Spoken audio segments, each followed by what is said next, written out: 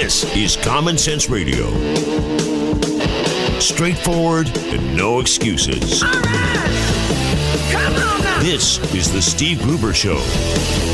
Call me crazy. Oh, yeah. What I said was perfectly right and spot on accurate. Boy's got a mouth like a cannon, always shooting it all. Stop. Got it in me. Stop. I mean, you're way off script. Got it in me. Gonna quit until it all comes out. Hey, boy! Been a long education. Yeah, it's not cynical. It's common sense. Pay attention to me when I'm talking to you. I'm gonna rock the nation. Rock the nation. Genuine, accountable, and raw. Here is Steve Gruber. All right, welcome to it, my friends. It's Wednesday here on the program. Glad to have you aboard. Turned out to be a pretty nice day yesterday for me. Got out, enjoyed the weather a bit. Beautiful sunshine, good temperatures, just really enjoyable time to start thinking about, cleaning up your yard and getting ready for spring and flowers and all that good stuff. I had a couple of annoying mosquitoes to deal with of a different nature. I swatted those back.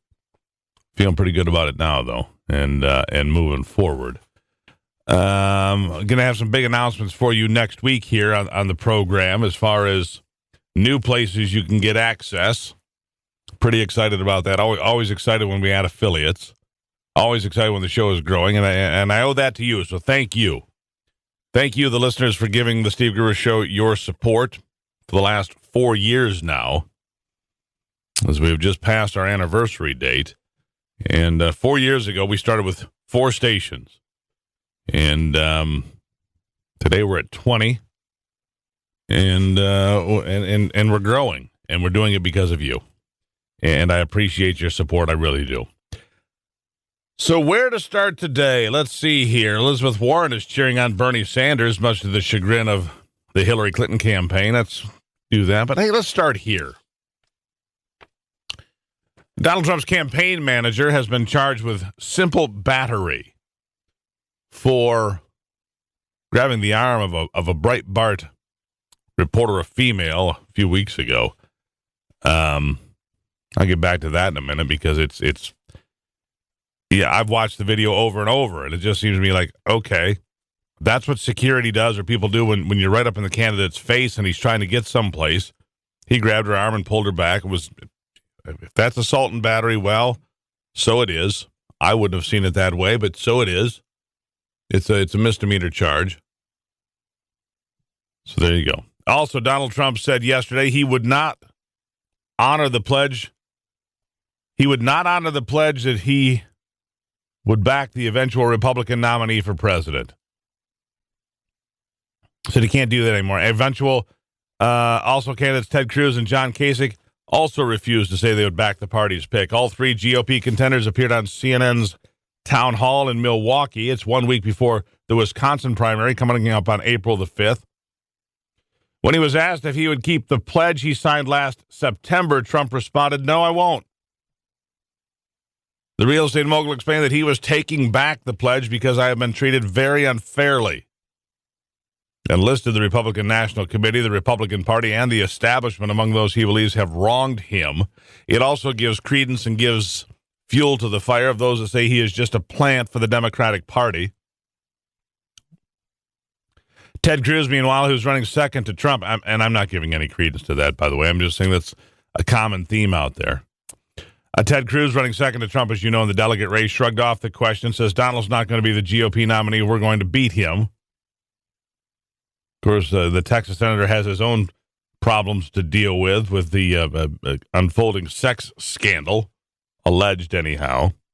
Trump, who followed Cruz on the town hall stage, said he didn't need a promise of support from Cruz. He doesn't have to support me, he said. Ohio Governor John Kasich, who has no business being in the race anyway, they shouldn't even entertain him. You know how they didn't. You know how the debates didn't allow anybody up there if they didn't have enough support in polling. Well, if John Kasich has no way to win the nomination, why does CNN and these others continue to entertain him? He has no way to become the nominee. not in the traditional fashion, at least to begin with. So why do they continue to put him on the television, on the air, and in front of people? But that's right, because they want him to be some sort of a distraction, a disruptor, a spoiler, if you will. Kasich said, if the nominee is somebody that I think is really hurting the country and diving the country, I can't stand behind that. Trump, by the way, 736 delegates, the only candidate with an actual path to clinching the nomination by the end of the primaries on June 7th. A Cruz win in Wisconsin would narrow that tight path. Wisconsin has 49 electoral votes. Trump supporters at a rally that if we win Wisconsin, it's pretty much over. Noting his significant delegate lead over Cruz and Kasich, Trump held the rally in Janesville, Wisconsin, home of Speaker Paul Ryan, who was booed there, by the way. When his name came up, he was booed roundly and soundly. Earlier in the day, a former presidential candidate, Scott Walker, the governor of Wisconsin, who I had a chance to interview right here in person on the program last year, endorsed Ted Cruz Tuesday, saying he believes the Texas senator is best positioned to win the GOP nomination and defeat Clinton. Based on what, I am not sure. I do think that I think that Ted Cruz has an uphill battle, to say the least. An uphill battle, to say the least. So I think that Donald Trump, why wouldn't he take back his pledge at this point? It would be hard. It would be hard to argue that Donald Trump has been treated fairly by the establishment, has done everything they can to find another candidate, back other people, put money into super PACs. It would be hard to argue that the Republican establishment, the mainstream of the Republican Party, has backed their candidate who is in the lead.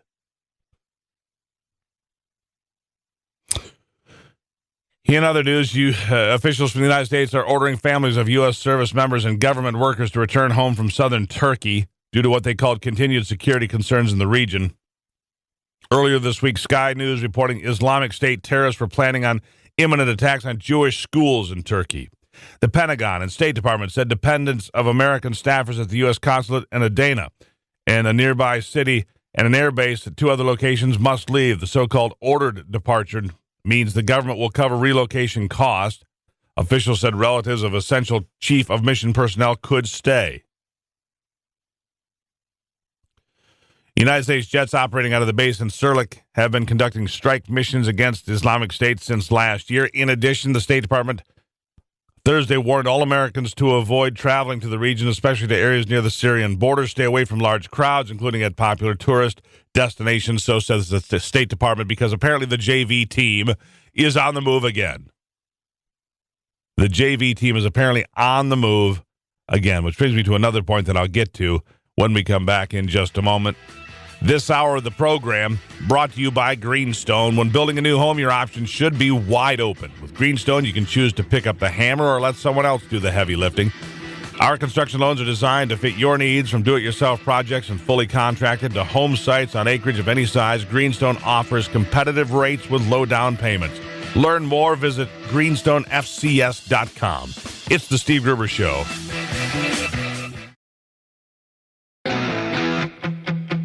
Covering Michigan and the world from his bunker below the bridge. Here is Steve Gruber.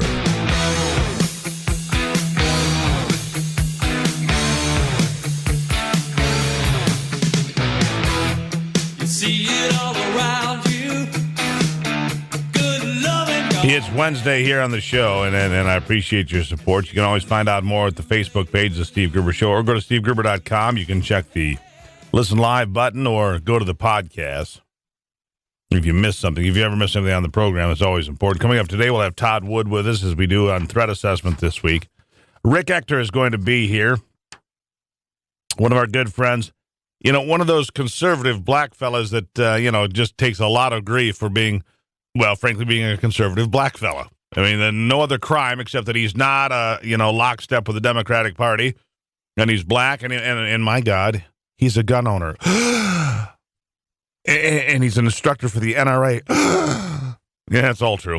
Yeah, he's a good guy. Yeah, he actually thinks for himself and is a great instructor for the National Rifle Association, enabling people in Greater Detroit not to become victims themselves from violent criminals.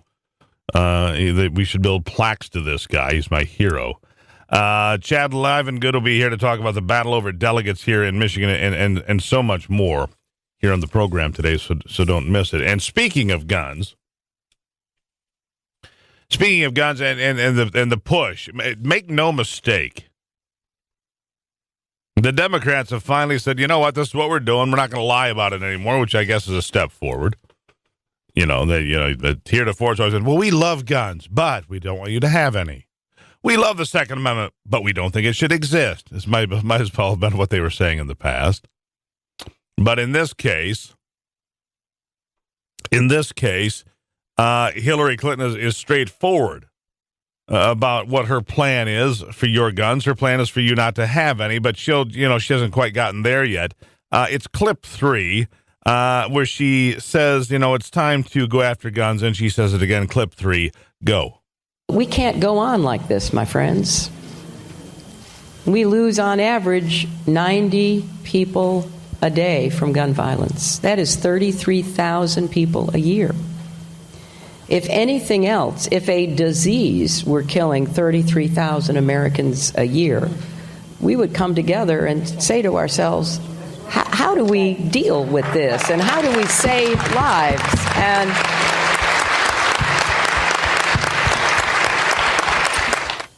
the NRA always says, well, changing the laws won't stop all of the killings. I think if we stop any of the killings by changing the laws, that's a big step forward. All right, so let's go back to the math. 90 people a day are killed by guns. Well, that's about right. Two-thirds of which commit suicide. So that leaves you about 28. Okay, so you got 28 folks. Of those, just over three quarters more, die because they're involved with gangs and drugs. Are you involved with gangs and drugs? No, not you. Not the rest of you. Not you. Forget it. Yeah, you are. But the rest of you are involved with gangs and drugs. No. Well, that takes care of a little better than 3/4 more, which leaves you 6 people a day in America. 6 that die from, we'll call them random homicides, random gun homicides, whether it's a stranger in a mugging, or a spouse killing a spouse, or acquaintances killing acquaintances because they had a few too many beers, whatever it may be. 6. I had been saying 5 or less, but there's new numbers here. I adjusted a little bit. It's actually not 5, it's 6. I'm here to help. In a country of 320 million people, what are we doing to stop it?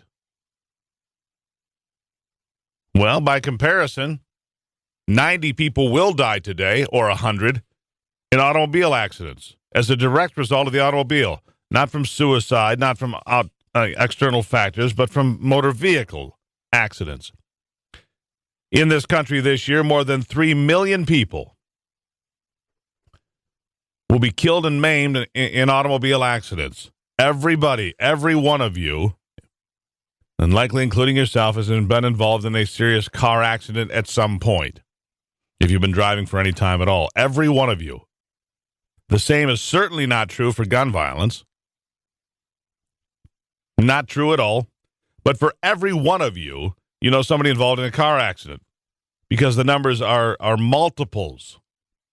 And I don't hear Hillary Clinton, clamoring to outlaw cars, although I do hear these people talking about making, driverless cars the big push for the future, so they can take that right away from you and take more freedom away from you and more liberty away from you, put the government in charge of your car, how far your car can drive, how much fuel you can use, how big your carbon footprint is.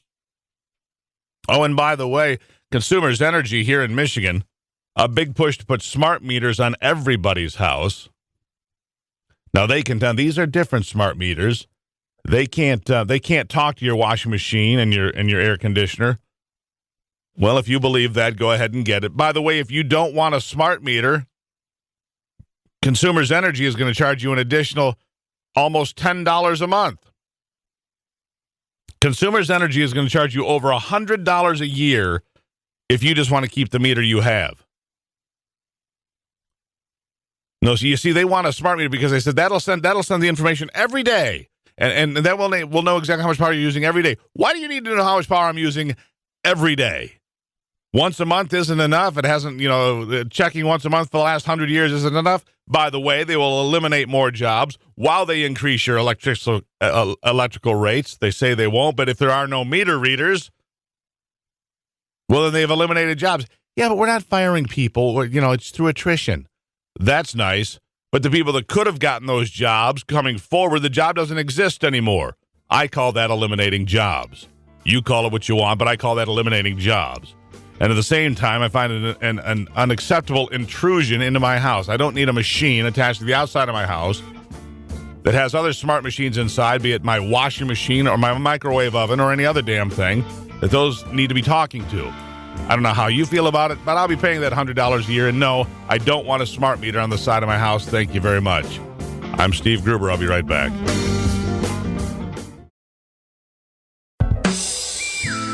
Taking a closer look at the stories that affect you most with a big dose of common sense.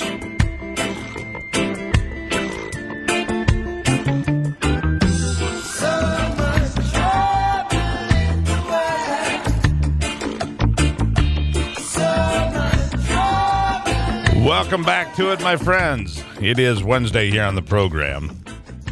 The next big stop for the Republicans is Wisconsin, and looking at the polling there, Ted Cruz is in a neck-and-neck race with Donald Trump there. I think Donald Trump has a pretty good argument to make. Now I heard somebody last night for the first time I heard somebody say, well, these endorsements really matter. They do? Well, Scott Walker's really matters in Wisconsin. It does? I doubt that his endorsement matters much more, than anybody else. Let's see here. In the New York primary, Trump it's not even close. Trump is above 50% in New York. Let's see here. In California, let me see, Trump is ahead there too. In Wisconsin here, I'm just going through some quick numbers here so we can get a quick update as to where we are. Trump is ahead by 2 points in the latest poll from Wisconsin as well, by 2 points by something called Optimus, whatever that is. The point being is, if Trump wins in Wisconsin, it could well be over. So it gives Cruz this is Real Clear Politics, of course, gives Cruz an average of 0.7%.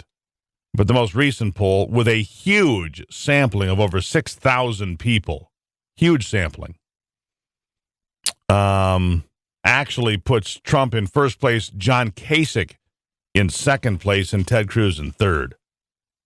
If Kasich were to win Wisconsin, it might actually change the conversation, even though he still couldn't win. Todd Wood, journalist for the Washington Times, joining me now, a world traveler and just a guy who just knows a lot about a lot. Todd, welcome back. Hey, good morning, Steve. Thanks. In fact, when I play Trivial Pursuit for money, you're the guy I want on my team. Yeah. Only certain subjects. Well, me too. The brown subjects always kill me. Brown, I'm just like, I don't want brown. I want green. I want yellow. I want history. I want science. I don't want brown. Anyhow, Todd, how you been? Well, thank you. Appreciate it. Good. Still in the country, I take it. Mm-hmm. About to head out again at some point here shortly. I've just got some corporate issues to deal with. But well, there's so many fun places to go. You could go to Syria. You could go to Ukraine. You can go to Russia. You could go to Iraq. Libya's nice this time of year, I hear. I mean, I'm thinking about the Turkish border. What do you think? Well, yeah, the Turkish border would be nice. Just speak English and make sure you carry your American passport wherever you go. Right. Because that'll get you out of any trouble you're in. I don't know. I suppose, as you look, I mean, all kidding aside, you look at what you do, which is to go to places that are, hot, contested, sticky, hot LZs, if you will. you got a variety of places to go to get good stories, to make good material. What is attracting your attention right now? Well, I think the emphasis is off Syria, and I think East Ukraine is going to really become hot again. They're starting to kill people again pretty regularly there on a daily basis, so I think Putin can focus his attention back to the Russian border, and now that he's got Syria under control, and he can let his Iranian brothers deal with, ISIS. Yeah, and I want to get to the Russian thing here in a minute, but another headline that you wrote caught my attention. Jordanian king says Israel and Jordan together confronted Russian aircraft near Syria's border. So Israel and Jordan working together, it says here in your headline. Yeah, they've really become allies because they have, they have a peace treaty, and then they've become, where they have the same, agenda and goals and what they want to see happen in the Middle East. So, a Assad regime backed by Russia and Iran that overruns the region is really not in their best interest. So, yes, they are defending their borders, if you will. So they worked, and why do we never hear about this? I mean, this would be, to me, for Israel to have an Arab ally of any sort. Should be something that gets discussed a lot more than me never hearing about it. Well, one thing that I tell people, having been to Israel a good bit, is that the Arabs there are more free than anywhere else in the Middle East. Israel's the only real functioning democracy in the Middle East, and there's mosques there, and people worship freely, and despite that fact, our, peaceniks in Europe want to dispute that and say that Israel's the boogeyman and the bad guy, when it's really not the case. Mm-hmm. So, I mean, wouldn't that be interesting? If, for example, the Jordanians, I don't believe, have any trust for the Iranians because you've stated here, and I think it's pretty obvious, the Iranians are not well trusted by a lot of people for, all the obvious reasons, right? They're unstable, they're aggressive, and dangerous for those reasons. So, is it possible? Maybe I'm looking for too big of a silver lining here. Is it possible that some of these alliances could become stronger as Iran becomes more erratic, if you will? Oh, yeah. You've definitely seen realigning of the chessboard in that region to confront Iran, and people from, the Saudis, the oil kingdoms are all unhappy with what's happening with the Shia influence. So I think you're seeing basically people getting together who don't like each other very much and confronting what's happening in the area. Yeah. So, all right, about these Russians employing the old Soviet playbook in Georgia as the United States continues to sit on, and we didn't sit in the sidelines. We're actually in the bleachers. So just so we're clear, it says we're actually in the bleachers eating hot dogs and doing the wave. And then later we did the tango. So let's be clear and let's not be reckless with the facts. Okay, Todd? Yeah, Georgia is a critical, it lies in a critical spot. It's down in the Caucasus. It's next between the Middle East and Europe. Obviously, it's an old Soviet territory, and Russia doesn't want to see those float away. They fought a war there. Russia took territory in South Ossetia and the Akbar region. So, they are not interested in seeing them become part of NATO or the EU. They are officially on the NATO path, but Russia is doing what it does very well, is to instigate social unrest in the region, support the opposition, make the government look bad, which the government's doing a fine job of their own on that. I mean, they're corrupt. So, but in the long run, it's a possible ally and, a way to confront Russia slipping away back into this old Soviet orbit, and they're very good at that. So, and here's the thing. You hear a lot of folks on Capitol Hill, and there might be some truth to this. Russia doesn't have any money. Russia's broke. They don't really have any influence. That's why they're leaving Syria all of a sudden because, they're broke. They got to get home. Well, they might be on a budget, but at least they respected their budget, and they got in, and they, to me, they executed an objective in Syria pretty well, it would look like, from where I'm standing, right or wrong.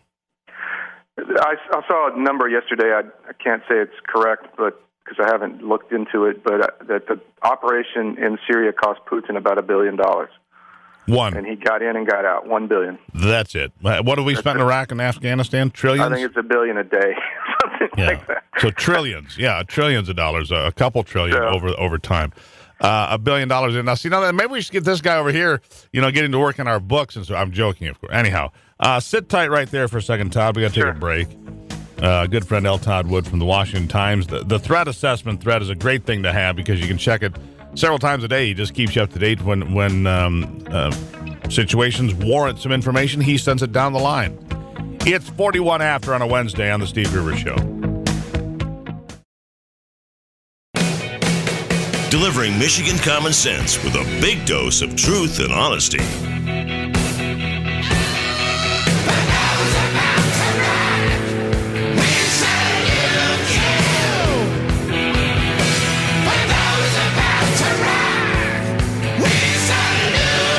It is Wednesday. Back to it with Todd Wood, our good friend, who's trying to. He's working on his travel plans. But where Todd travels, travel agents just look at him and say, "You want to do what?" Yeah, I bet the travel agents just look at you and say, "You want to go where?" Yeah, we don't go there. At any rate, Todd, tell me about Putin got in and out of Syria for about $1 billion. At least that's the rumor on the street. You're going to check into it for us. But what about Soviet manufacturers, tanks, planes, small arms, small vehicles, missiles, whatever? I mean, they must be making some cash for Russia, too. It's good for the economy, right? Yeah, Russia doesn't make much, but they make really good weapons. And this was, if you look at what Putin does, he likes to kill, a bunch of birds with one stone. So when he went into Syria, one of the goals and agenda they had was to make this a moneymaker, right? So they highlighted all their weapons. They flew down all their, even if it was one or two planes, I think they brought 4 Su-34s down there, which is a new high-performance fighter jet. And they showed them operating in a combat environment. It was almost like a big infomercial for Russian weapons manufacturers. And guess what? Everybody's lining up to buy them because they were extremely effective. They're not as expensive as American weapons. They work really well. They're simple. They don't break down a lot. Well, let me take that back. They're not as complicated, so there's not as many things to break on them, although they, some of them are not as, they're reliable, but they're not as complicated, I guess is what I'm trying to say. So, they're making money. Well, complicated. Bullets aren't complicated. Right. They're pretty simple. It's supply and demand. If you need a supply, it demands a higher price. And that's the way it is. So, I mean, you're right. And Russia may not be good at a lot. I mean, I laugh about this when I talk to people about communism and so forth. When was the last time you bought a good Russian used car? When was the last time you bought a good Chinese used car? Try never and never. That's because capitalism always works and works better. And people look at me funny, well, what do you mean by that? Because liberals just look at you cross-eyed. Well, what's that supposed to mean? It's like, really? Are you that obtuse? Come on. No, yeah. So they're making money, and they could actually come out of this ahead financially because they're going to bring in so much revenue from, they say there's African, Asian, Latin American, Middle Eastern countries all lining up to buy a lot of these weapons, which are big-ticket items and is what Russia needs, which is foreign currency. And I'm sure they'll be paid in dollars and not rubles. So this could work out. It is working out very well for them. And one quote I heard was that people like to buy Russian or weapons from people who use them and are not scared to use them. And I thought that was interesting. Yeah, so, okay, so as we look at the waning days of Barack Obama here, who literally was, sitting in the cheap seats with a dictator doing the wave and enjoying a baseball game while the bodies or the pieces of bodies of Americans were retrieved in Brussels along with the bodies of, 35 others have now died in total last time I saw the number because several more have died in hospital. So 350 maimed or murdered in Brussels. He doesn't, it's not that his optics are bad, it's that his leadership is non-existent, my estimation. People are, well, there's just bad optics. No, if you're down and you leave there and you go to Buenos Aires and party on and dance with, some hot tango dancer, it doesn't just look bad, it is bad. Yeah, I mean, I don't know how people can support this or even try to explain this. And I don't think the leftist media is even trying to explain it anymore either. I mean, they get how bad it is, and everybody is just running out the clock. I mean, I think that even worst statement I heard was Obama trying to say that capitalism and communism were really just the same and just take your pick. And so I thought to myself, well, I wonder which one you are. This was down in Latin America on that trip. I don't know if you heard that, but that just kind of blew me away. I couldn't agree more. So I guess my point is, as we sit here and watch him fiddle away what's left of his presidency, I don't expect him to do much. I don't know if there was a terrorist attack in St. Louis. I don't know if he'd go look or if he'd break off a game of golf. I don't. It's almost to the point of like, what would he do? Would he do anything? I mean, San Bernardino, he didn't seem to do much. What does it take to get this guy's attention? Boy, good question. I guess some dictator somewhere that wants to be made happy. That's what gets his attention.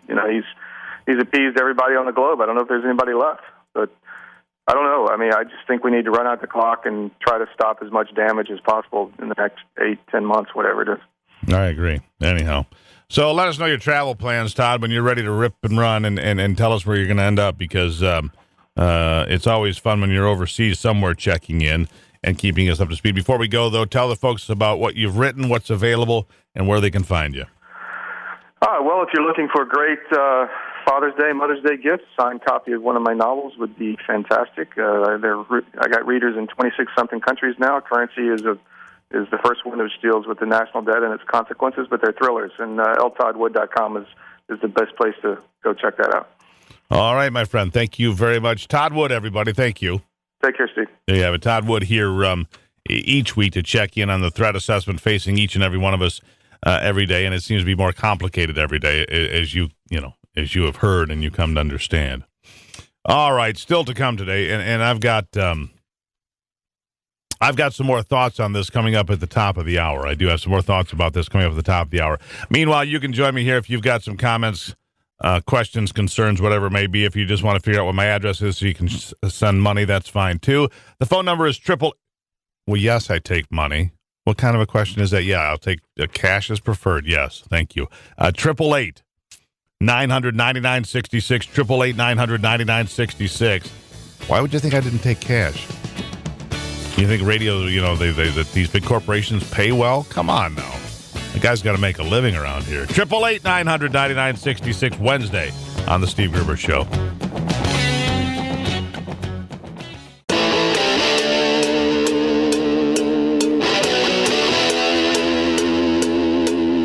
This is Common Sense Radio. Straightforward and no excuses. All right. Come on now. This is the Steve Gruber Show. Call me crazy. Oh, yeah. What I said was perfectly right and spot on accurate. Boy's got a mouth like a cannon, always shooting it all. Stop. Got it. Yeah, stop. I mean, you're way off script. Got it in me. Gonna quit until it all comes out.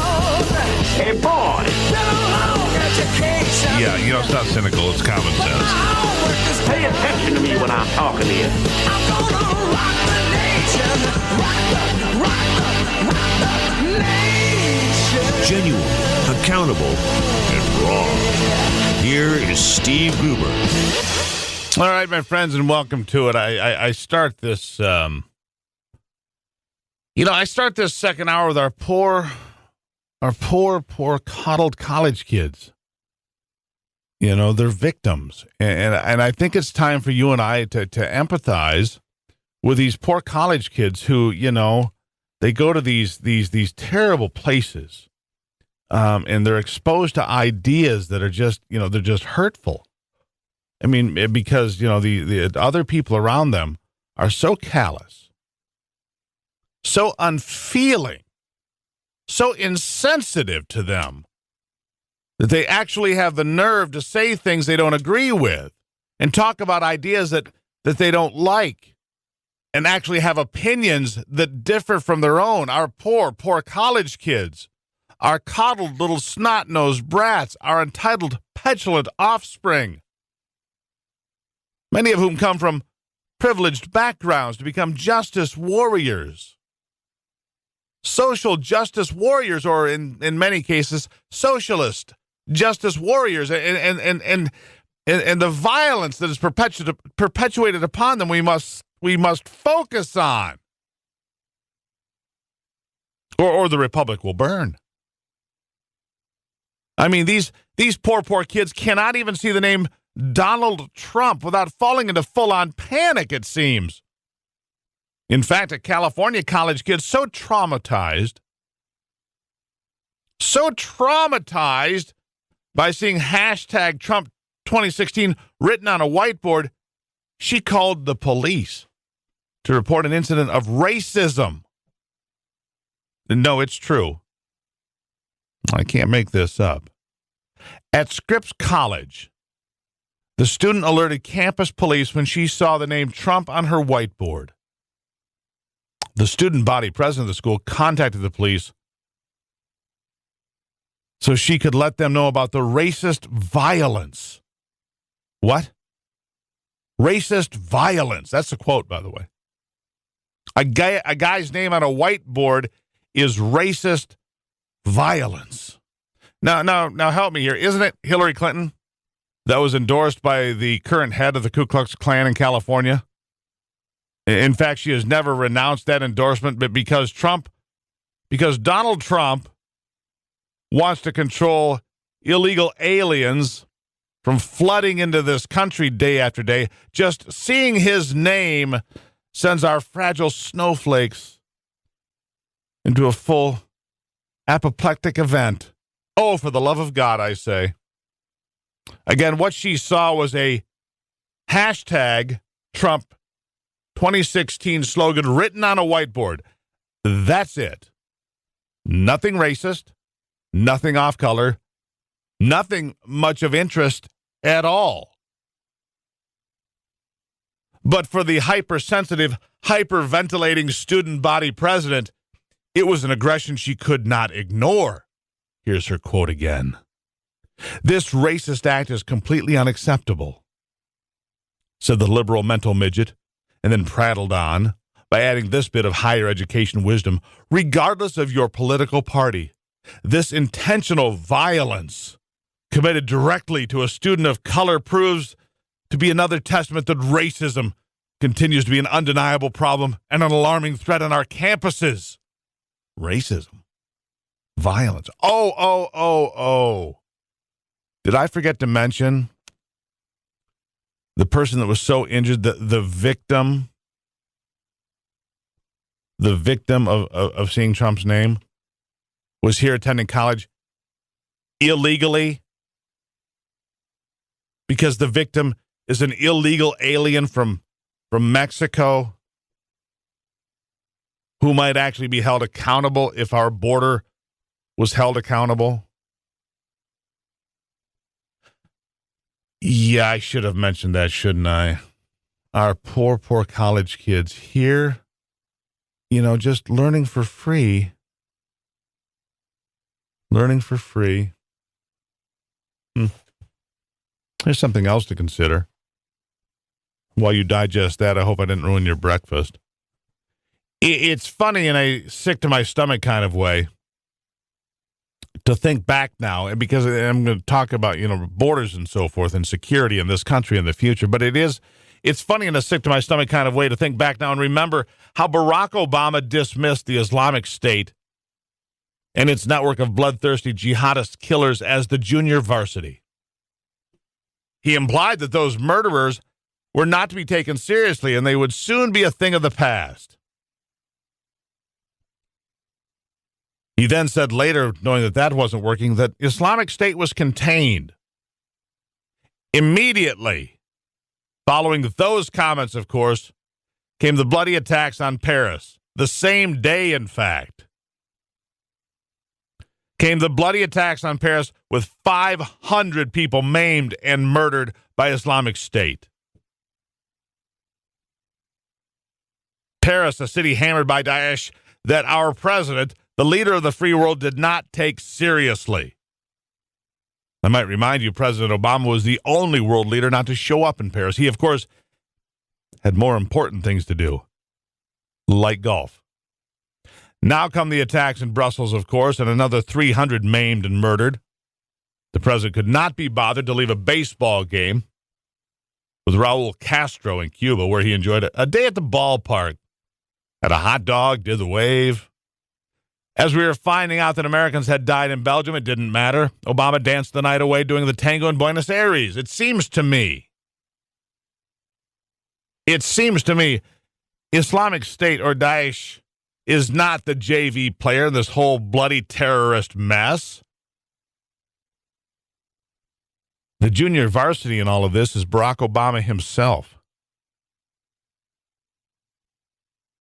This is what happens when you elect somebody who has never done anything significant in their lives. But Steve, he was the college president of his newspaper. Really? What, did he write anything important? I mean, can we see his college thesis paper? Well, no, of course not. It's nobody's business. His political college thesis paper would be everybody's business if he were a Republican, and it should be. What he thinks about politics should be open for everybody to understand and review. Why would you hide that? Why would you hide what you're really about? Barack Obama is a junior varsity in the world of politics in many ways, but he's the MVP when it comes to destroying America, weakening America, both home and abroad. So when he laughs about the Islamic State as a JV squad, he does that not at his peril. He has the Social Security and a private helicopter and a jet and squadrons of fighter planes. You and I, that's who he puts in peril each and every day. Wednesday on the Steve Gruber Show. Genuine Michigan common sense on display every day.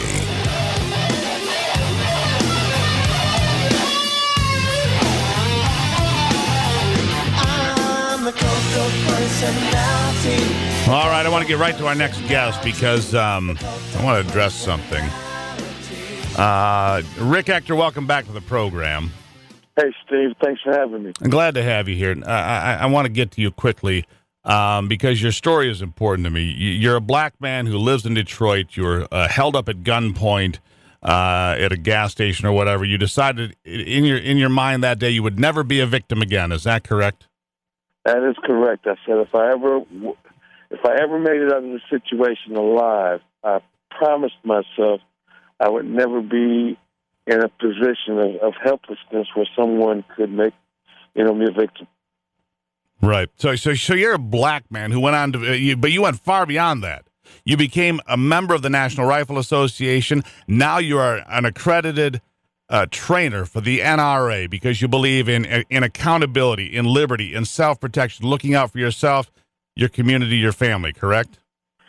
Yeah, that is correct. I'm also a trainer of firearms instructors now through the National Rifle Association as well. So, I'm very indoctrinated and committed in what I'm doing. Well, I have a listener here to the program who I won't name because I'm not playing that game, but he listens regularly, and he has this notion that I believe that I don't believe that Barack Obama should have been at the baseball game doing the wave while people were dead in Brussels, including Americans. I think that it was wrong for him to be off doing the tango in Buenos Aires while they were still cleaning up the bodies of dead Americans and others in Brussels.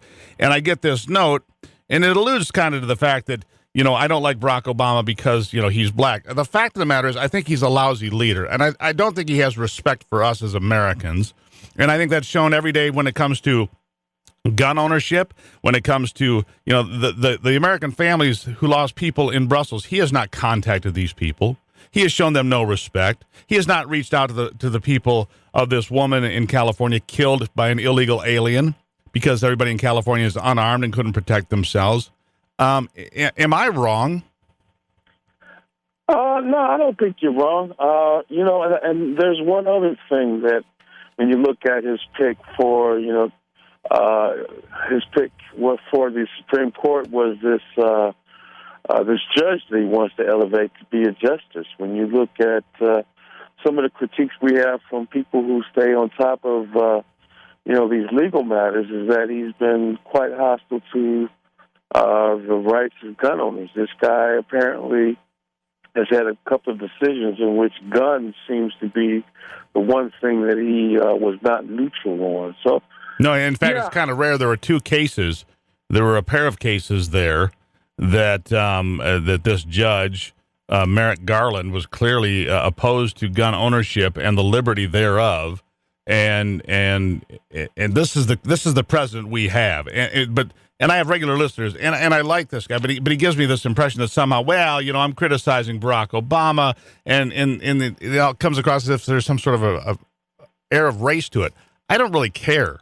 I think his policies are lousy. I think what he's done to this country is lousy. I think trying to disarm people like yourself, Rick, with bad judges like Merrick Garland, which would turn you, a guy who was no longer a victim, a guy who is engaged in his community, helping people to defend themselves and their family and their community and their kids, doing the right thing in America, that he would make you the enemy or me the enemy because we want to exercise our liberty to defend ourselves. To me, it's absurd.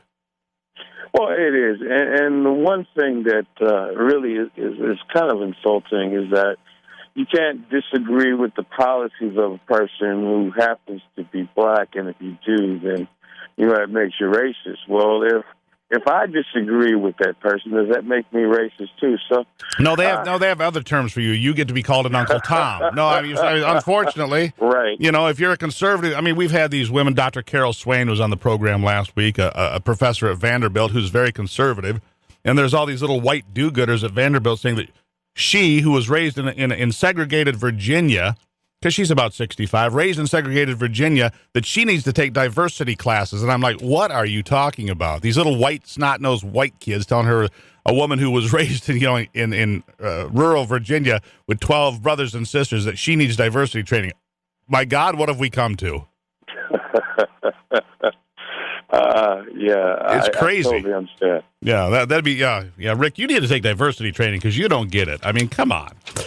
One of my favorites, no question, Rick Ector, National Rifle Association credentialed firearms trainer in Detroit.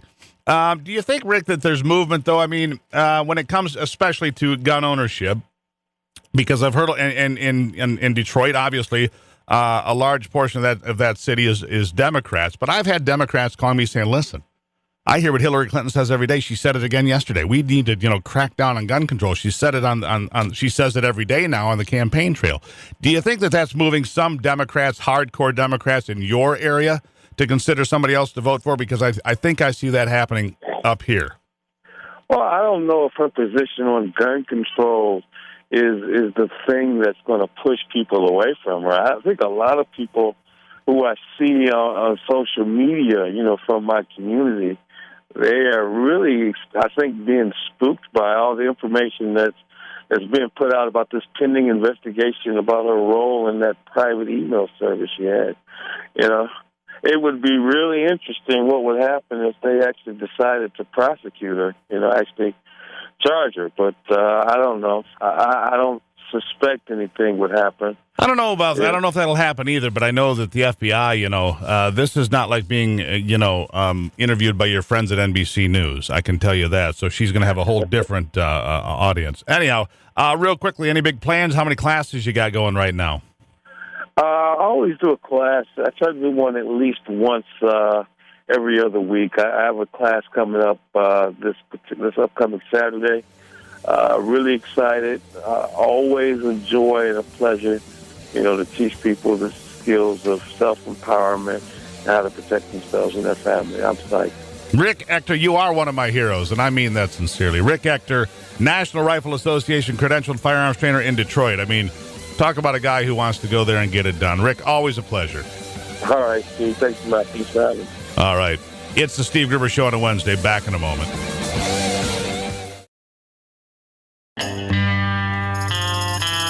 Getting your day started with news from around the state and around the world.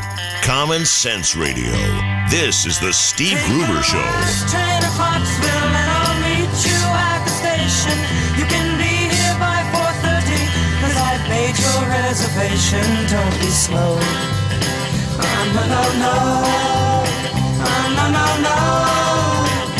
'cause I'm leaving. Welcome back to it on this Wednesday. Glad to have you along. If you ever want to go back and find a podcast like Rick Ector there that we just talked to. Great conversation every time he's here. But if you would like to catch a podcast, go to stevegruber.com, and then you click on, you guessed it, the podcast, and you can catch that. You can also listen live there. If you're missing part of the program, no problem. stevegruber.com, click the Listen Live button, and bam! There you are. Wednesday, our next guest, Chad Livengood, political reporter for the Detroit News and a regular contributor to the program now. Chad, welcome back. Thanks for having me, Steve. So, all right, let's start with this. Wisconsin's coming up next for the Republicans. It's, I think, 49 delegates at stake.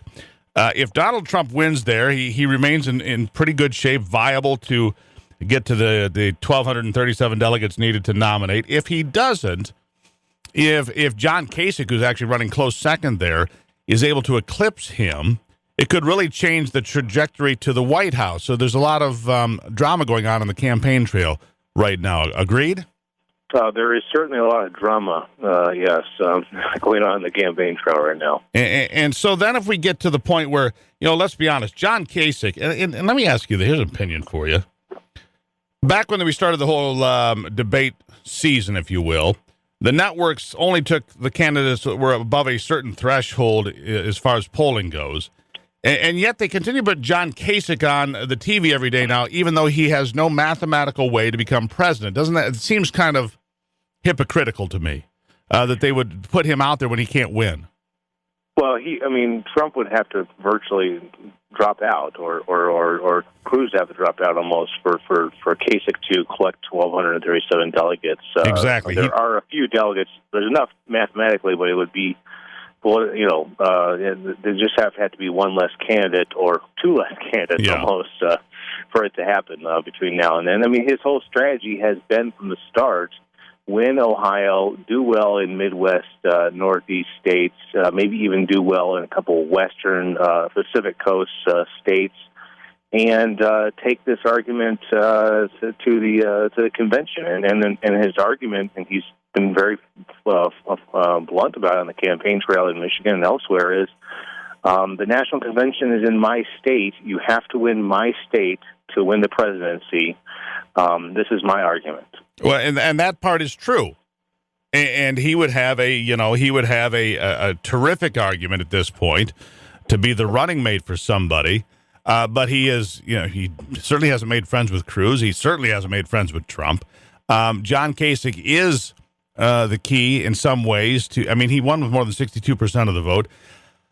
But I believe that if you get to a contested convention, and let's say for the sake of argument, John Kasich comes out of that with the nomination, I think the Republicans get crushed in November because you have this notion right now, and Donald Trump said yesterday that if he no longer will honor his pledge to support the Republicans, and funny to mention that because both Cruz and Kasich refused to say that they would follow and support Donald Trump as the nominee. So Donald Trump is not wrong here. He's, I think it's fair to say Donald Trump has been getting the shaft from the Republican establishment as far as support goes. Whether for whatever the reasons are, doesn't matter. But they've tried to find 10 different ways to oppose him, block him, stop him, take votes away from him. Is that fair? Yeah, no, that is fair. They have definitely bent over backwards to try to find a way to stop Trump. There's been certainly a lot of money spent, almost all of it in vain, especially in Florida. And so at this point, we're getting down to the last maneuvers that you can make as a political party to change the outcome of the trajectory of this race. And that's why there's this big emphasis right now on knowing who's going to be the delegates on a state-by-state basis because to go to the national convention. Because, for instance, in Michigan, our 59 delegates will become free agents after a first ballot. If Trump were to not have enough delegates, they would take a vote, and then he would not fail to win on the first vote on the floor of the national convention in Cleveland. So from there, people would be free to vote for who they want to. So now the Trump campaign in particular is fly-specking who wants to be a national delegate from Michigan and other states because they know that this could make or break his nomination if there are people who come in and profess their their love and admiration for Donald Trump and then turn around and vote for John Kasich or Ted Cruz on second or third or fourth vote. You know, and it would be one thing, I suppose. I mean, because it's pretty clear to me what's going to happen. Trump's either going to just barely get enough delegates to make it would appear, or he's going to become just short, unless something big happens, right? But that's the most likely scenario. If he's 50 delegates short or 20 delegates short, and the nomination goes to somebody else, the Republicans will get destroyed because all of those Trump people will say it's rigged, and they'll be gone, and that'll be that. And no question, in my mind, there's no question about that. Because if there was a better viable candidate that could really unite the Republicans and get that populist machine moving and get everybody cheering in the streets, we would already know who that person is. I mean, who comes to mind? Nobody. Yeah. I mean, and it would be hard to see how Republican leadership, both at the national and state level, go out and then make the case to people why they should still turn out. I mean, that would there are a lot of scenarios here that either Trump on the ballot endangers people running for Congress, or Trump not on the ballot also endangers people running for Congress. So it is a unique and circumstances that we've never seen before politically. And yes, there's an argument there that people will find that the system is rigged. And I'm not sure if I agree with that with your point there. And I get what you're saying with this whole idea that, you know, if Trump's on the ballot, he's going to get beat by 20 points. You know, I just saw a poll from Quinnipiac where Trump's beating Hillary Clinton. And every time, no, but it's one poll out of 5. The point is this. Since June of last year, every pundit from Nate Silver on down has said that Donald, and Nate Silver's pretty good from East Lansing, Michigan. Everybody knows that. That Donald Trump didn't stand a prayer. He wouldn't be anywhere by the time we got to, to Iowa. He would have been gone. He continues to win. He continues to defy gravity. He continues to say a lot of things that, well, you can't say that. People are sick and tired of wimps, frankly. And that's the smash mouth politics, the 3 yards in a cloud of dust, Big Ten type attitude. It seems to be winning for him, at least this far. Can he win in the fall? I don't have any idea. But I'll tell you this, I wouldn't lay $1 against him at this point because everybody that's bet against him so far has lost all of their chips. I'll give you 30 seconds for the last word. So there's Republicans from marginal districts that I think would probably prefer Donald Trump not be on the ballot. Maybe Tim Walberg, 7th District, with a Democratic female opponent, and Gretchen Driscoll. That's a potentially hot race this fall that the Donald Trump candidacy at the top of the ballot could have an impact on. And Chad, I don't disagree with you. You know what I would say to that? If the Republicans had done their job when elected en masse in 2014 and at other times in recent history, and not just fallen in place for all of Barack Obama's policies, there wouldn't be a Donald Trump. Chad, always a good conversation, my friend. Keep at it. Anytime. We have Chad Livengood from the Detroit News here, political reporter, and got some great insight every time he's here on the Steve Gruber Show.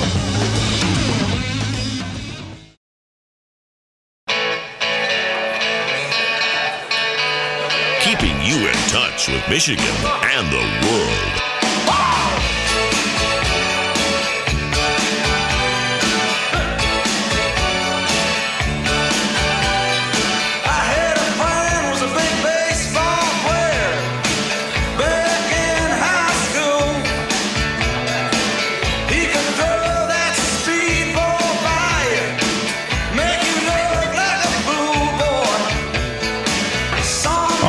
Welcome back to it.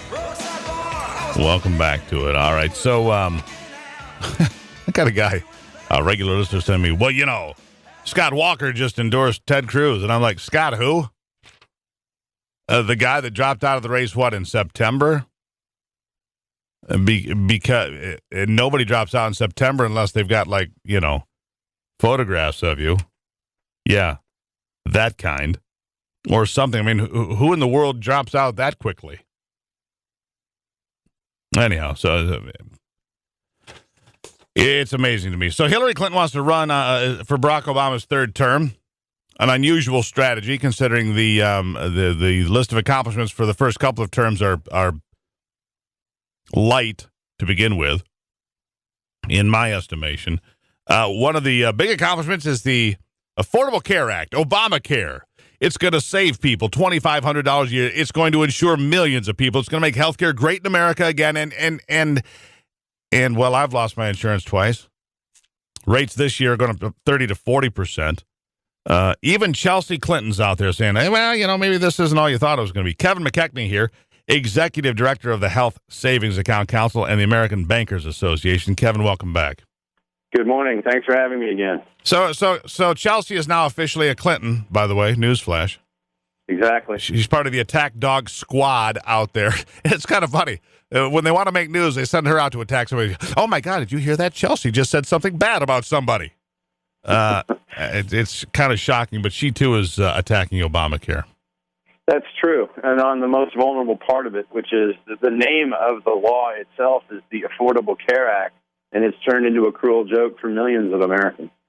Well, yeah, like I said, I've lost, my family and I have lost our insurance not once but twice now. We were some of the fortunate ones. After we lost our insurance the first time, we found this great insurance company that was a co-op, and we honestly liked it. It was a pretty good co-op. Mm-hmm. Then you come to find out that it was really kind of rigged because the government apparently was subsidizing something somewhere. Anyhow, then they pulled the plug on that. Yeah, we don't want to do this anymore. It was gone. And so now we had to scramble again and find new insurance. So for the third time, since I got to keep my own doctor and my insurance, I got to find new insurance for sport because that's what you want to do in the middle of a busy life is go looking for insurance again, Exactly. It's as though you had nothing to do in your day job. And that's one of the things we're trying to help people with. And I suppose one of the instant attractors for something like health savings accounts is ultimately it is your portability. It is your freedom. Because if you can build up a balance in your account, finding the insurance to plug in on top of it is perhaps less of a burden than finding a plan that doesn't have. All right, let me ask you this, because this is important, because health savings accounts, like anything privatized, gets demonized by the Democrats as some sort of evil plan to empower the Republicans and disadvantage poor people or some nonsense that they'll trot out there. Where are health savings accounts legal to begin with? Are they legal in all states? Are they legal in some states? To what extent? Because I think they're a great idea, but I don't know that they're accessible to everyone. They're accessible to everyone in every U.S. jurisdiction. There are restrictions, and here's what they are. Because this is a tax-advantaged account, meaning every dollar you put in your HSA, the interest that grows over time in your HSA, and the fact that you can withdraw the money without tax consequences for qualified medical expenses means you've got to be a taxpayer in the first place.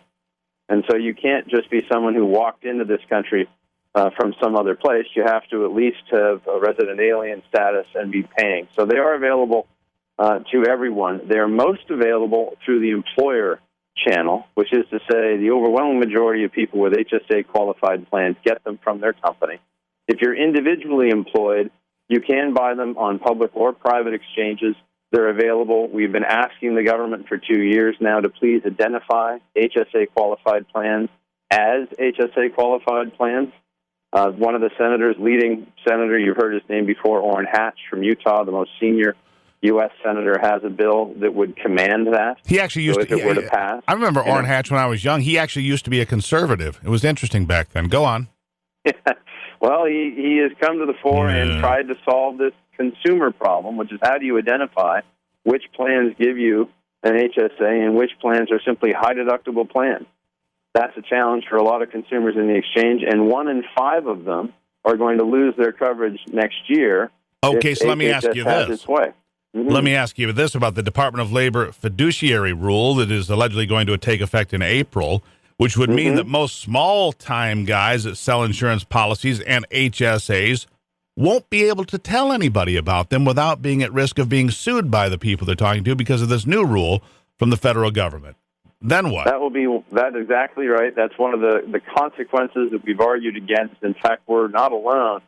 This is that wonderful spectacle of the government arguing against itself, because the Securities and Exchange Commission, which most people would think would be in charge of something like investment fiduciary obligations, has in fact told the Department of Labor that their law, their regulation goes far too far into the lives of people who are selling to individuals.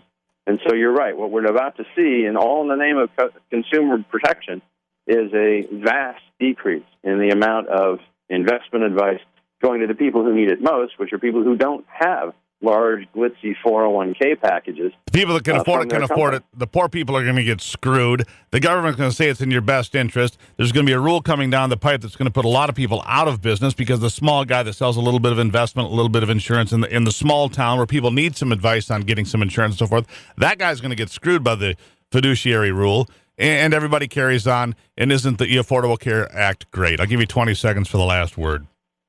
Best thing you can do, I think, to counteract the ACA is go ahead and try to find an HSA qualified plan. Contact us at ABA.com if you need help. We represent the 22 million Americans that insure themselves this way. And that's what we do here at ABA. ABA.com, ABA.com, or you can always move to Costa Rica. That's plan B. Kevin, thank you so much. Thank you, sir. It's the Steve Gruber Show. We'll be right back.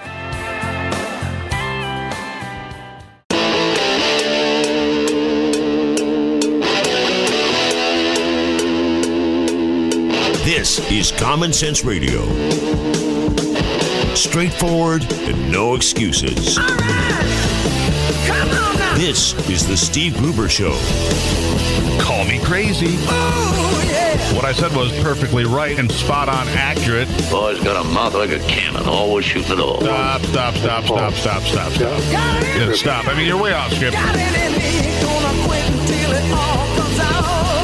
Hey, boy! Been a long education. Yeah, you know, it's not cynical. It's common sense. Pay attention to me when I'm talking to you. I'm gonna rock the nation.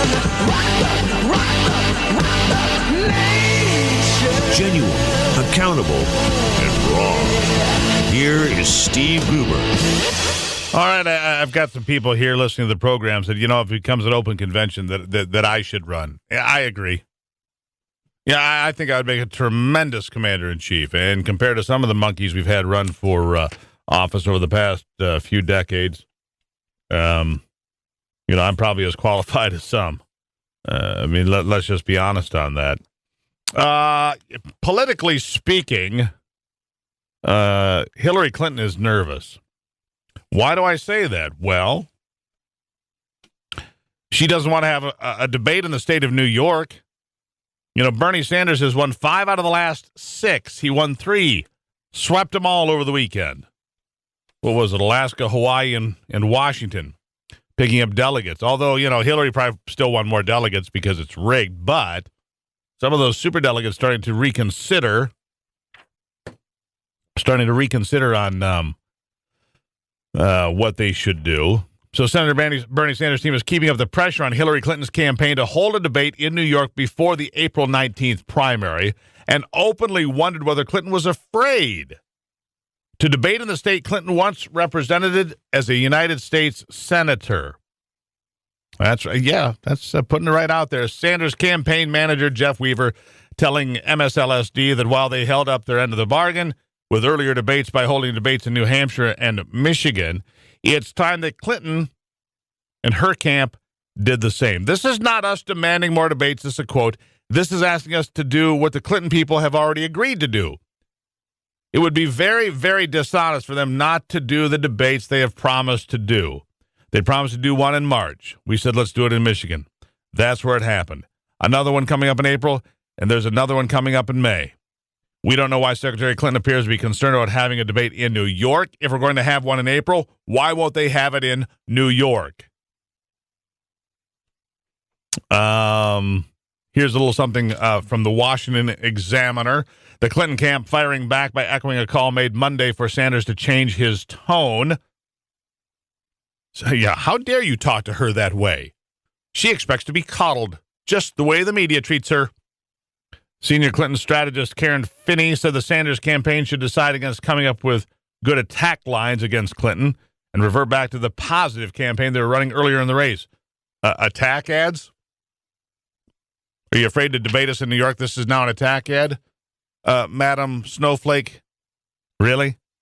Let's go back to our process that has been working quite well, she said, rather than trying to make it kind of a gimmick. At the same time, they're trying to talk about how they're going to attack Hillary Clinton. I guess that's what they're saying.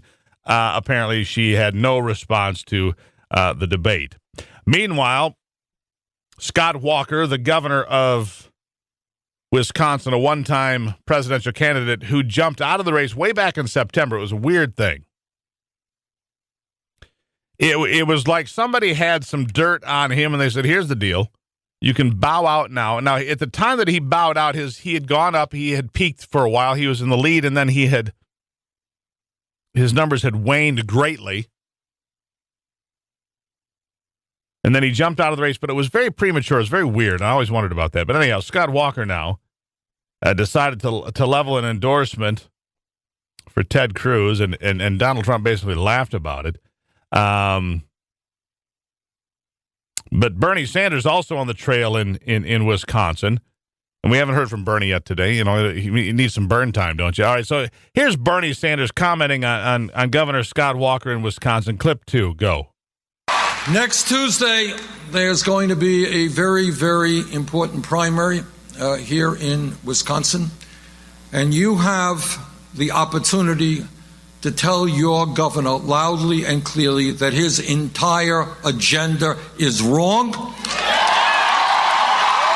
Yet in recent years, as a result of a very bad Supreme Court decision gutting the Voting Rights Act, what we have seen is governors in Wisconsin and around this country making it harder for people to participate in the political process. No, it's not. That's garbage. wrong. That's garbage. That's garbage.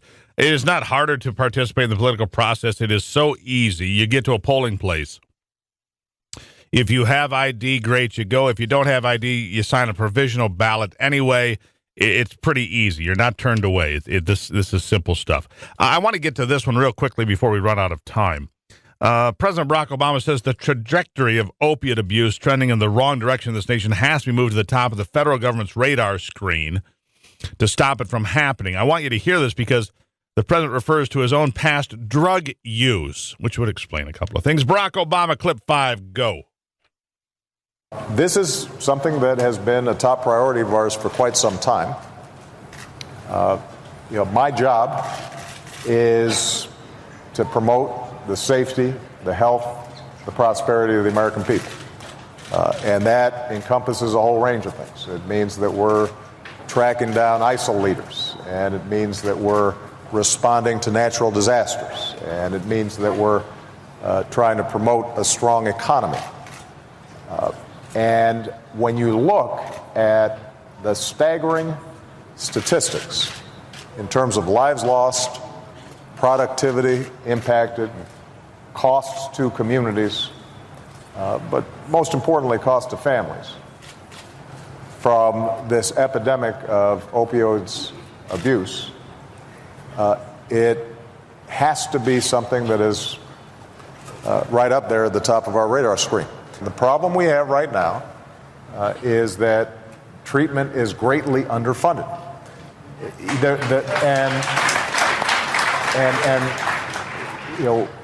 It's particularly underfunded in a lot of rural areas. Our task force, when we were looking at it, figured out that in about 85% of counties in America, there are just a handful or no mental health and drug treatment facilities that are easily accessible for the populations there. When I was a kid, I was, how would I put it? Not always as responsible as I am today.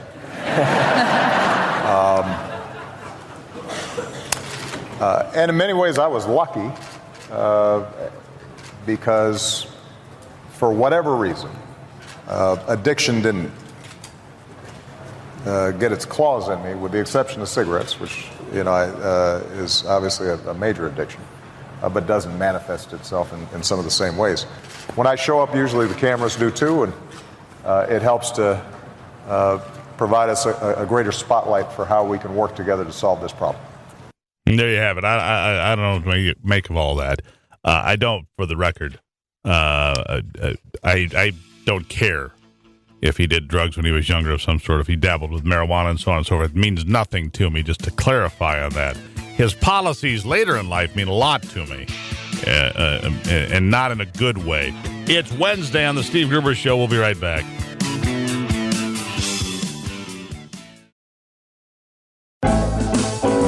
Delivering Michigan common sense with a big dose of truth and honesty. Well, I'm told down. I'm almost level with the ground. Well, I'm told down. I'm almost level with the ground. All right, welcome back to it on this Wednesday. It's the Steve Gruber Show. If you ever want to join the conversation, 888-900-9966. Or you can be like a lot of folks. Send me notes on Facebook, the Steve Gruber Show, and they'll send me messages on there.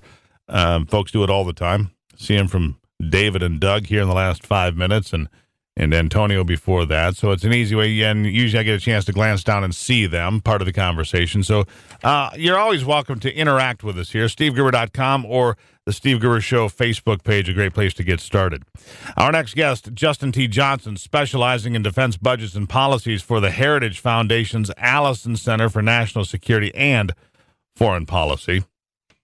And Justin says, despite what you've been told, the American military is in worse shape than you've been led to believe. Justin, welcome back to the program.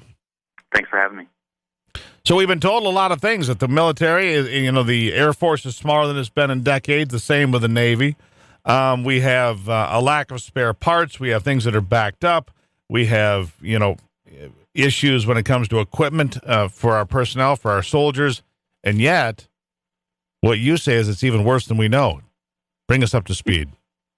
No, you're exactly right, Steve. What's going on is, the military has been in the fight for basically the last 15 years, since 9/11, in a variety of different ways. Afghanistan, Iraq, doing lots of increased operations. And it's not just terrorism. Obviously, today we're worried about Russia, we're worried about China, North Korea, Iran, the list goes on.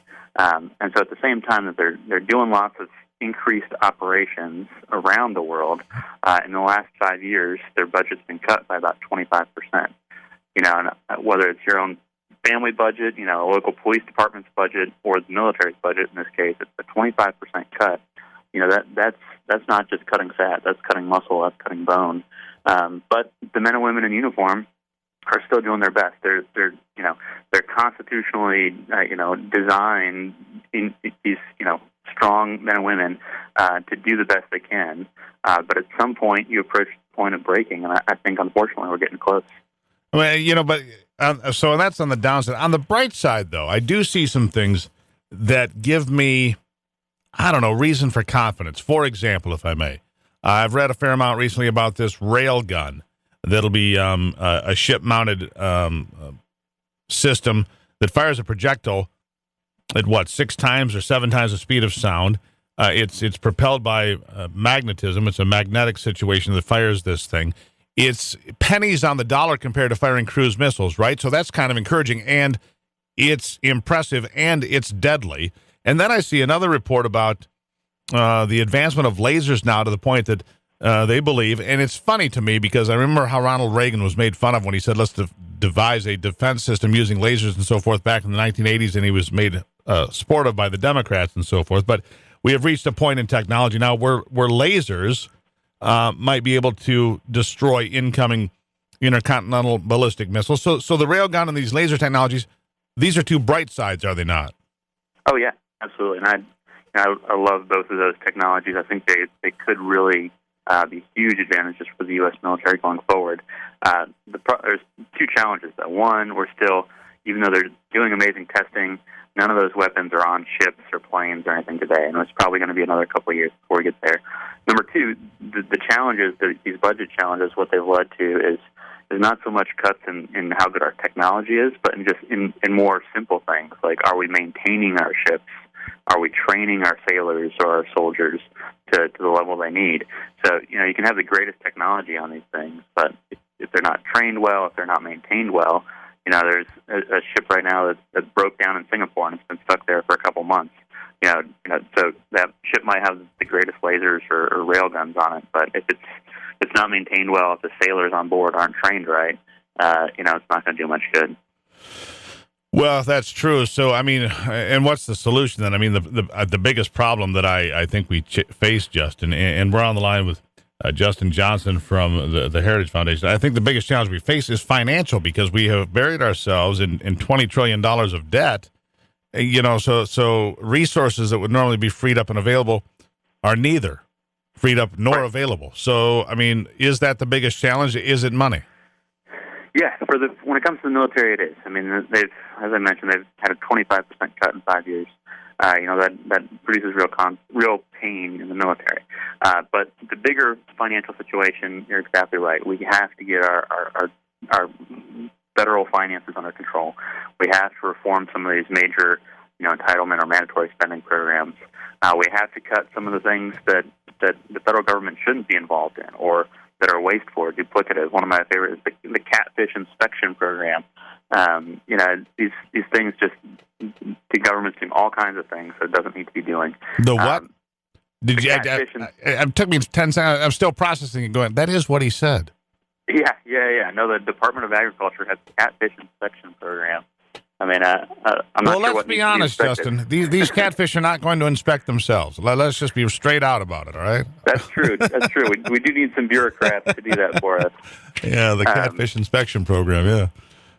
What office did Bill Clinton do that? Sorry, wrong topic. Wrong topic. Anyhow, there's a lot of wasted money out there, Justin. But in 30 seconds, which is what we got left, give me a couple of the priorities as you see them today that we should be focused on. Well, I think, first of all, we got to work on this what we call readiness program, so the training and the maintaining of what we've got today. Our troops, our sailors, they have to be ready with what they've got. Number two, I think we need to start expanding the Army and the Navy. These guys, the fleet and the Army are already smaller than they've been on 9/11, historic lows. You got to do those two things first. There's a lot more you got to do beyond that, but you got to start with making sure they're maintained and trained, and then we have to start growing the Army and the Navy.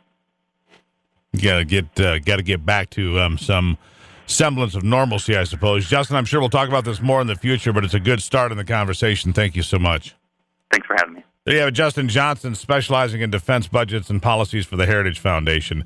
Back in just a moment right here on The Steve Gruber Show. You're gonna like it. Michigan, born and raised with Midwestern values and Michigan common sense. Don't wanna wait till tomorrow. Why put it on? So I was reading this article. Excuse me. I was reading this article here a couple of days ago that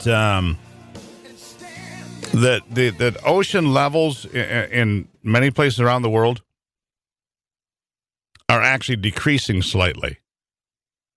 We did the story here a couple of days ago.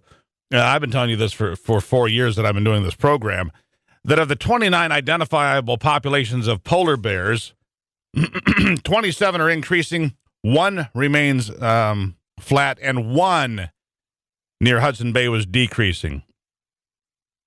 Polar bear numbers are actually at all-time record highs. Polar bears are not dying because of global warming. Ocean levels in many places around the world are actually decreasing slightly. And by the way, it's been last summer in Michigan it was 90 degrees once. We're supposed to have a hot summer this year, but it's an El Nino year. It's what happens. Anyhow, our next guest, Chip Knappenberger, Assistant Director of the Center for the Study of Science at the Cato Institute, on the line. Chip, welcome to the program. Thanks, Steve. Good to talk to you this morning. It's good to be a polar bear, actually. It is good to be a polar bear. Yeah. President Bush, in his foolishness to appease people, put him on the endangered species list. The Inuit people not too pleased with that because they're overrun with polar bears in many areas to numbers they've never seen before. Ocean levels actually decreasing in some places. We're not going to, countries are not disappearing because of climate change. In fact, you suggest, and I don't disagree, maybe it's time to confess what the truth is and walk back these agreements we made in Paris that make no sense. Yeah. Climate change is much more complicated and complex than what's portrayed by the president and supporters of carbon dioxide mitigation efforts. But they don't want to hear that. And like you mentioned, the Big El Nino, naturally occurring phenomenon. It spikes global temperatures for a year or two and has climate effects around the world. But these guys are trying to make hay out of a natural phenomenon in order to push these agreements that President Obama has entered into, which he's overpromised what the U.S. can do. You know who the best? He should walk back on them. You know the very best forecaster of weather in my life is It's a farmer that I know. Yeah. That's done it for years and years, and he looks at several different things. He'll look at how the deer are behaving on his farm. He looks at how the plants are reacting to different things in different times of the year, be it the spring or the fall. And when he kills a deer in October, and it has, here 2 years ago, it had a ridiculous amount, an inordinate amount of fat on it, he said it's going to be a really cold winter. It was the coldest winter, third all time. And he was easy for him to predict. He goes, my God, I've never seen a deer, because these animals don't react to politics. They react to natural environmental changes that are, as you put it, cyclical. Well, and that's right. I mean, in farmer, he's very much in tune to the climate because his livelihood depends on that. And so he knows how to read these sort of things. And again, he's not reading the front page of the paper, but he reads what's going on in nature and responds accordingly. Exactly. So here's the thing. Here a few years ago, well, one of the other things, the Great Lakes were on a low end. Their levels were quite low. And that was attributed to climate change by the alarmists. The Great Lakes now are back above their historical high. They've been increasing for 3 years because of, well, they were iced over a couple of years ago. We've had great rainfall, great runoff. The Great Lakes drainage is back above its historical average. So I guess climate change is over. This is an amazing thing, isn't it? Climate change, they blame it on everything. Low lake levels, high lake levels, lake ice. This year it was warm. So, there's nothing that climate change can't explain. Therefore, we must do something about it, is sort of how the mantra goes. And it's just far from the scientific truth. Now, that's not, and let's be clear about this. We're on the line with Chip Knappenberger, and let me be clear about this, Chip. We all want a clean environment. I mean, the Cleveland River in 1973 and 4 was on fire because it was so polluted and mistreated. The Great Lakes were mistreated when Chicago and Milwaukee and Detroit and other cities along the lakes just dumped mass volumes of raw sewage into the lake. Okay, that's bad behavior. We didn't know any better. Now we do, so we clean up our act. But if you travel the world like I do, you will learn quickly that America is the cleanest, greenest, most environmentally responsible planet of any country I've ever been to, of any size, for sure. And yet, it seems that the people want to accuse the United States of this and that. Go out and walk around Smoky Mountain National Park. Go walk through Michigan's Upper Peninsula, and you tell me how nasty America is. Walk the shores of Lake Michigan or the coast of Georgia. I mean, seriously, America's a fabulous place when it comes to the environment. Yeah, rich countries tend to be much nicer to the environment than poor countries. And what the world needs now, Steve, is more energy, not less of it. And plans like President Obama to get together with world leaders and promise to cut emissions, and emissions are tied into energy, is just bad for most of the people in the world. Well, it is bad, and the fact that the rare elements and all the things needed to build a windmill at great expense at $5 million a shot. And the windmill produces a little bit of electricity during the 22% of the time it actually operates in Michigan. That by the time the windmill is no longer operational, it still hasn't paid for its initial cost, for God's sake. Yeah, if you're looking to try to trim back fossil fuel use, off-the-shelf technologies like wind and solar are just not the way to do it. Now, I did hear something else that I found curious, and maybe you can help me with this. It said because of fracking, going for natural gas and so forth, this article that I read, there is an increase in methane in the atmosphere. And this article seemed to indicate that maybe that all of these scientists have everything wrong about what affects the atmosphere, and that methane actually could have a negative impact on the atmosphere. Any thoughts? Well, methane is a greenhouse gas, and I think what's come out in the scientific literature over the past couple of months is that we don't know exactly where it's all coming from. It could be fracking. It could be rice paddies in China and animal husbandry in the east. So no one knows where it's coming from, and it's definitely worth watching because it is a greenhouse gas, and so you're trying to keep track of these things as best you can. And there's also natural occurrence of methane coming from the floor of the oceans that bubbles up in a variety of places. Especially in Arctic areas too, that's happening. Absolutely, but meanwhile, the president reverses himself and bans all oil exploration more than 50 miles off from the East Coast and the Atlantic. You can't really go after coal anywhere in America anymore because Nevada's 85% federal land now. Wyoming's 60%, Montana's 50%, New Mexico's 70%. All of the places in this world that have great deposits of coal, for example, have been all locked up on wilderness, and designated wilderness can never be touched again forever. is the way it reads. And the president's no fan of fracking either. I mean, he's trying to keep that off of federal lands. And yet, when he goes and he talks to these world climate conferences, he takes great credit for the U.S.'s drop in greenhouse gas emissions, and a lot of that has to do with a poorly performing economy and fracking. And both those things, how much he had to do with the former is hard to tell, but definitely the latter he's sort of opposed to. So he's taking credit for things that he did not happen. Well, of course he does. Yeah. You know, he's also taking credit for the American energy renaissance, which he did everything in his power to oppose. And in the end of the day, you know, he would like electric prices to be like Germany or Sweden, where they're multiples of what we pay in America. Who gets hurt the most in that? The poorest, those that can least afford it. I'll give you 20 seconds for the last word, Chip. Well, the president's over there, and he's promised that we're going to make all these greenhouse gas emission cuts. And the Supreme Court has luckily stepped in and stayed his clean power plan. And a combination of that stay and some new numbers from the EPA show that the U.S. is nowhere near, it's not going to reach those promises that the U.S. made to the international community, and he really should walk back on them and just not sign this climate agreement that they're going to have this big ceremony for on Earth Day in New York City. Hey, you know what we're doing on Earth Day? We're having a big barbecue at one of our sponsors' restaurants. A big barbecue for Earth Day. Ride your Harley, bring your four-wheel drive truck. We're going to have a big old time. You ought to join me, Chip. Yeah, but if you can, fun. have a great day. Okay, Steve, thanks. You can find that, by the way, on the Steve Gruber Show Facebook page, the Earth Day Barbecue Celebration. Look it up.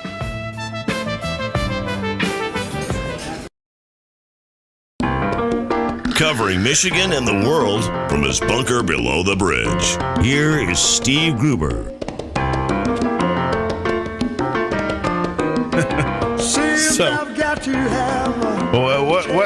What's most likely to get you yelled at in the car these days? Well, what's the number one thing to get you yelled at in the car? I know what it is for me. If Ivy's there, I know darn well. Don't you dare text and drive. Don't you look at your phone. Don't you dare look at your phone. Yes, dear. I don't sound like that. Don't talk to me. Sorry, dear. I try not to text and drive. I am not a perfect human being. I apologize. It is dangerous, as you know. Not making light of it. Don't you make light of it? Sorry, honey. I don't sound like that. Fine. At any rate, it is easy. It is. It's Wednesday here on the program, and a lot going on. And I'm just trying to keep up with it. If you'd like to get involved with the program, I encourage you to do so, because I appreciate the feedback. We get a lot of it, and I was going to say again, go to stevegruber.com on Facebook, friend that spot. And here come the phone calls. See, now I'm in big trouble with everybody.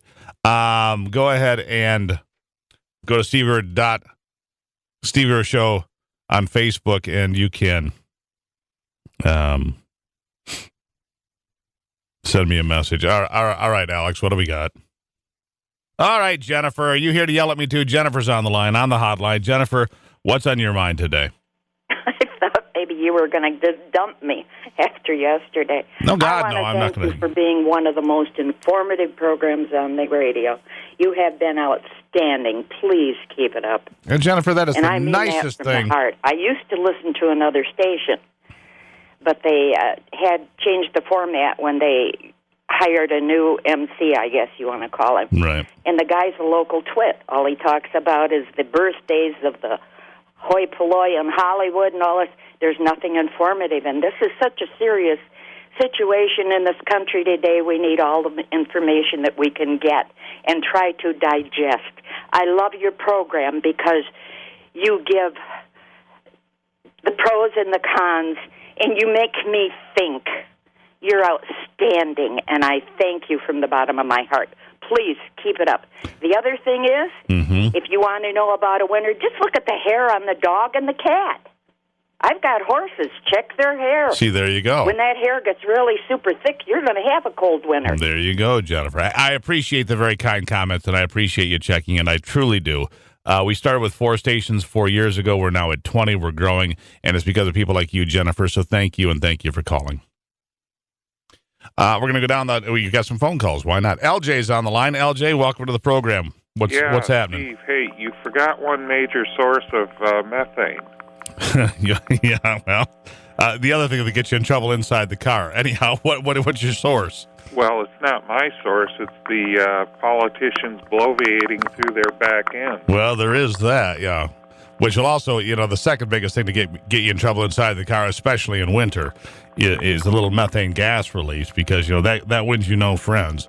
That's true. I understand that. I raised 2 girls. Yeah, they didn't see the humor in your behavior from time to time, did they, LJ? No. I appreciate that. Thanks for checking in, my friend. The phone number here, we'll take a couple of calls. Why not? 888-900-9966, 888-900-9966. And like Jennifer said, we try to cover as much as we can. It's hard because there's so much going on, but we also have a little bit of fun, too. We're people, we watch basketball games and movies and other things. So, we're not one-dimensional. We try to cover a whole variety of things, and hopefully you appreciate that. The phone number, 888-900-9966. Gary is on the line in Grand Rapids. Gary, welcome, and thanks for checking in. What's on your mind? Yeah, thank you for giving us a voice, Steve. I really appreciate it. I've called before, kind of echo the sentiments of the lady that was just on. My topic is basically this disaster called Obamacare. I can give you a straight-up personal, my experience with it, but with my son recently. He was in a car accident 18 years ago. He seriously injured his neck.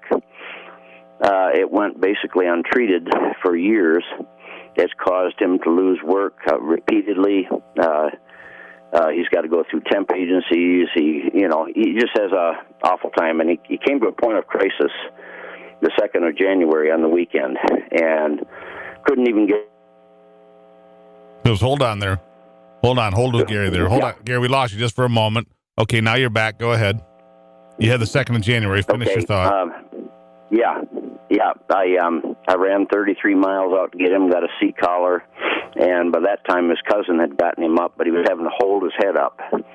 Took him to the emergency room, and they took a CAT scan, and the doctor didn't mince any words. She said, you've got a serious herniated disc.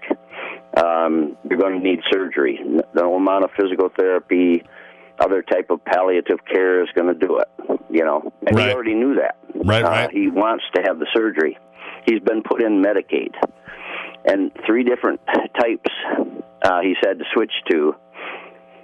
He usually has to wait about a month to see a doctor, and then there'll be some glitch where there's not a neurologist in the pathway. Well, then finally got a neurologist. And they've cut him off all pain medicines. They're not treating him with anything. But at the bottom line, at the end of the day, excruciating pain. We're almost out of time here, Gabe. But the bottom line is this whole this Affordable Care Act, the government's meddling in medicine and so forth. It's been a failure. It's just been a failure. A big difference. There's a big difference between having health care coverage and actually having health care. What we're getting is Band-Aids and aspirin, first aid, if you're willing to wait a month or 2. That's right, Gary. And it's clear as a bell. He's been put up by his surgeon, won't even see him. Yeah, because he can't afford it. We're going to camp out in his office on Friday. Yeah, there you go. Well, best of luck with that. It's just covered by Medicaid. Yeah. It's a difficult thing, Gary, and I appreciate you sharing the story. All function of his arm. Yeah. Got to run, my friend. Appreciate it. You can check in as well. 888-900-9966, 888-900-9966. I've got a comment for Dave when I come back. And if you want to call, we got a couple more slots. 888-900-9966 if you're so inclined.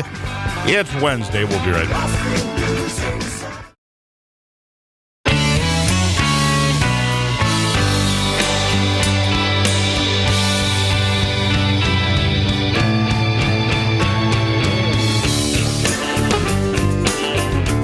All righty. So Dave says, I've been around you when you carpet bomb with methane. And I say, Dave, you're nasty. Don't talk that way. You're nasty. Don't be that way. Good Lord. Where's BW? That's what I loved it when she called this program. I loved her. For those of you that have listened to the program for a fair amount of time, BW was a great conversation, a caller from Grand Rapids. Is she okay? Is something wrong with her? Is she not feeling well? Does something happen I'm not aware of? Because I loved when BW, if you are out there, I'm begging you to come back. We love talking to you. You're very entertaining and a great conversation every time. So, all right, let's see here. Here's one for you because, well, why not? We warned you. A man dressed as a woman was arrested in Virginia yesterday after police say he was caught peeping into restroom stalls 3 times. Richard Rodriguez filmed a woman in a bathroom stall at Potomac Mills Mall. A 35-year-old woman was in the stall when she saw a bag move toward her under the stall divider. Apparently he had been filming her. He was dressed as a woman. He was dressed as a woman to go into the woman's restroom, you see. This is part of one of the concerns of people saying when you start letting everybody be anything they want or however they want to be, one of the problems you would have would be people that are sexual predators or some deviants would be making their way into the restrooms, posing as women, and here's just the latest case of that, just something for you to consider. And in the Democratic race, brand new poll just handed to me. Last thought for the day. Bernie Sanders now has drawn to within 6 points, within the margin of error nationwide with Hillary Clinton. She leads with 49% of the vote. Sanders with 43, leaving a few undecideds there, and the margin of error. And I thought it was just Barack Obama that was the miracle candidate. Apparently, feeling the burn is burning Hillary too. Hey, let's talk about that tomorrow right here on the Steve Gruber Show.